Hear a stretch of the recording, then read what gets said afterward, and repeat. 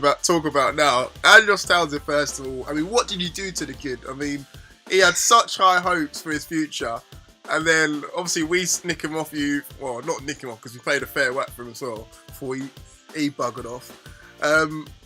What's happened to him, really? Seriously, what's happened to him? Because he was playing for England under you guys as well. The thing is, at Spurs, playing through the academy, he was class, and I thought he was going to be one of the players to really make it. He came in the first team. He was a bit inconsistent. I think the fans had a bit too much hope for him than was warranted, because he was coming in to replace Gareth Bale, so that's big shoes to fill. Yeah. He obviously didn't live up to the proper potential, very inconsistent. A lot of Spurs fans were happy to see him move on. He had that little argument with Poch and the coaching staff towards the end. He became a bit of big time Charlie, I think. He thought he was much better than he was. I'm not saying he's a bad player, because he's not, but I think we obviously did better. And then the other name that you mentioned, Moussa Sissoko, now. You did us there, that one. Oh my gosh, we was laughing our way to the bank with that one. How on earth did you guys sign that guy for 30 million? Now, I've heard that is installment, so it's like 6 million a year, but even still, even to get anything for him, I mean, were you guys that impressed by him by the last game of the season that time? Was he that impressive or what? I think it was more of a panic buy, because we needed someone, and it was the last day of the transfer window, and he was about to go to Everton, and we nabbed it last minute. It's really unlike Daniel Levy as well to spend 30 million on someone like that. It was very weird. I was actually happy when we signed him, after having seen his Euros, or the Euros was after actually, wasn't it? Was the Euros before or after? I think it might have been before. Seeing his Euros, because he had a great Euros, didn't he, for France? Yeah. And seeing how we destroyed us that game, I was actually quite happy. But then seeing him in the Spurs shirt.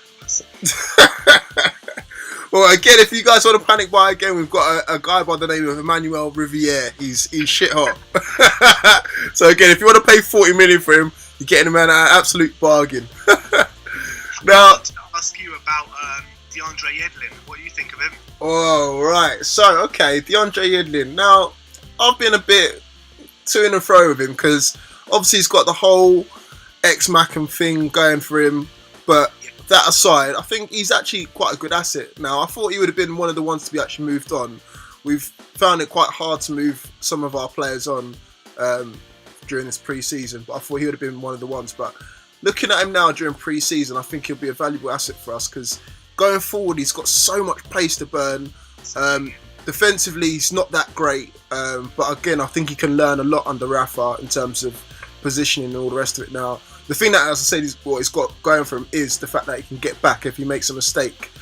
And he's not got a bad delivery. That's what we've been trying to work on during pre-season, getting up and down those wings and getting balls into the box. So he's not a bad signing. Again, we could do a lot worse. We have done a lot worse in the past. So I think he's going to be one of those ones that's going to surprise a lot of people, especially with that pace going forward. So yeah, not a bad signing as it goes. To be honest, he reminds me of a young Carl Walker. Yeah, I would take that. I mean, anything near Carl Walker in his prime, I'll definitely take that, especially for the price that we got him for. I think we spent like £5 million or something like that. So again, that's not a bad deal for Newcastle's point of view. I thought we were going to keep him, because we signed him like when he was 17 or 18 from America. A lot of hype around him, and we saw how fast he was, but he never really got the chance at Spurs.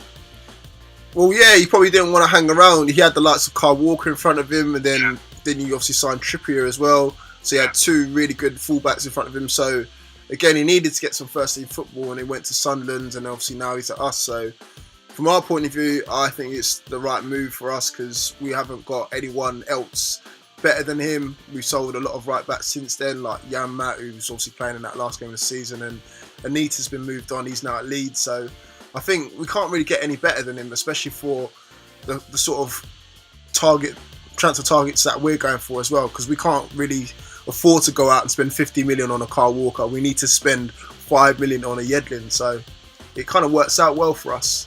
But what I was going to get into was your injury crisis, man. You seem to have quite a few players out. Like, what's that about? God knows, these players like Lamella, he hasn't played in a year. Danny Rose hasn't played since January. You've got Trippier out now.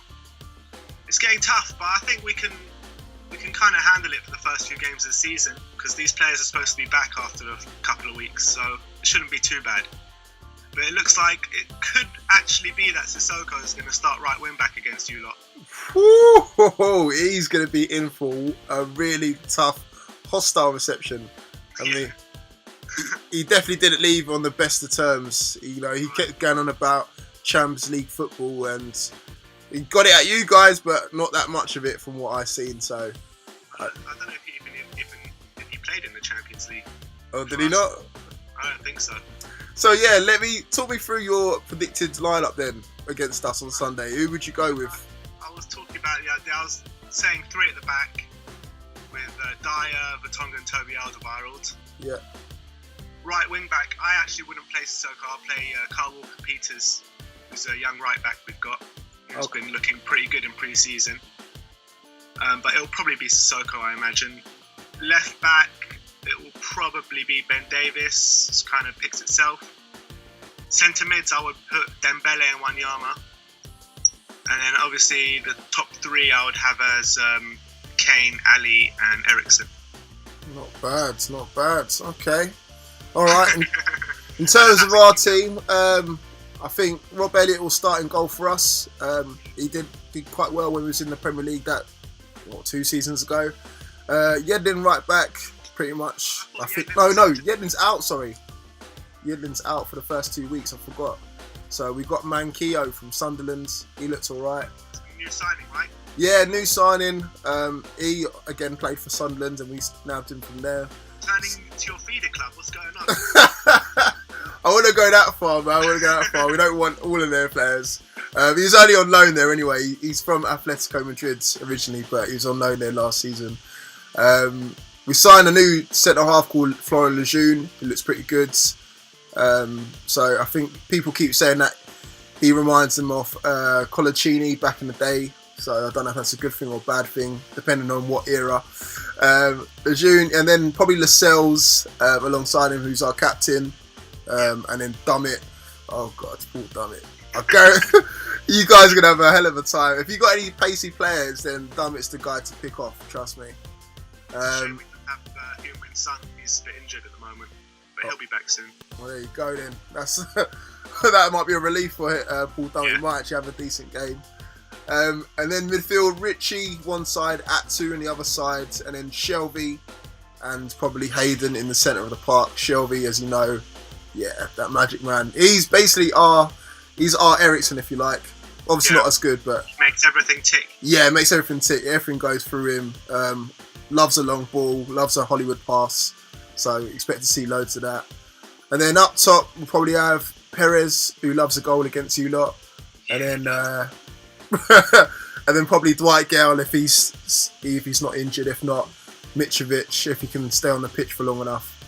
So stay on the pitch as in get sent off, or yeah, basically, yeah, because obviously last game against you lot he got sent off even though he scored. So bit of a strange one, but it didn't make a difference to you lot anyway because he still came out and battered us 5.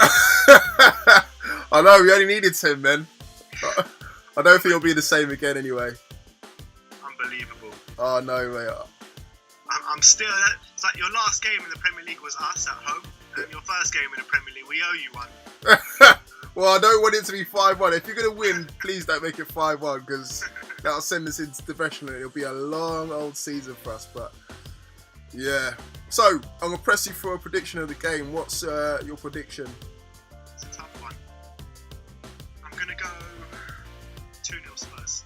2-0? Harry Kane with 2 goals. Okay. I'm going to go with a safe draw. I'm going to go with a draw. Yeah. I'd go for 1-1. I think Kane will get on the score sheet and I think Gale will get on the score sheet as well. So 2 strikers, 2 number 9s will get on there. And yeah, I think it'll be a draw. And that's not a bad way just to start the Premier League season, get off to a good start. So I'll take that. Last question. how are you guys fixed for this season? Like, how do you reckon you'll do? Do you reckon you'll do better than what you've done last season, or do you reckon it'll be just back to kind of top 5 behind Arsenal? It's a difficult question because being at Wembley is the big question mark, isn't it? If we were at White Hart Lane last season, I'd be confident, or at least say we'd be favourites for the title this season. Being at Wembley, it's tough because we've had bad time there last season. It all depends on how well we play there. If we can get off to a good start there, we've got Chelsea as our first home game at Wembley. If we can beat them and get off to a good start, I'm confident we'll have a good season. But if not, then who knows? Then it could be a battle for the top 4. Top 4. And are you excited to be moving into your new stadium? Obviously, the following season. Yeah, I'm really excited for the new stadium, but obviously missing White Hart Lane already because it's all I know. You'll be there. I mean, do you reckon you guys can fill it? That's the main thing, because I was at Wembley not just a week ago, and it's a big old stadium, especially for, you know, the smaller games against Burnley and Watford, those sort of games. Obviously, you'll fill it when it comes to Arsenal and Chelsea, but do you guys reckon you'll fill it week in, week out? Well, we filled it for the Champions League games. We filled it for the Ghent game in the Europa League. I think we will fill it. They're obviously not every game, but I think most games we will fill it. And I think they're doing a lot of like package deals for non-members and stuff like that, making it easy for people to get tickets. So it shouldn't be such a problem. Okay, all right. Well, thank you very much for joining me, Ben. And me. Good luck for all of the rest of the season. Obviously not against us, though. And we'll have to catch up again when we're playing at Wembley, because probably it'll be our only time this season at Wembley. You going to come down? Yeah, of course, yeah. So, yeah, hopefully we can do a live thing outside Wembley next time. That'll be awesome, mate. That'll be awesome. So, good luck and safe travels for the game as well on Sunday. Cheers, mate. Thanks for having me. No worries, mate. Take care.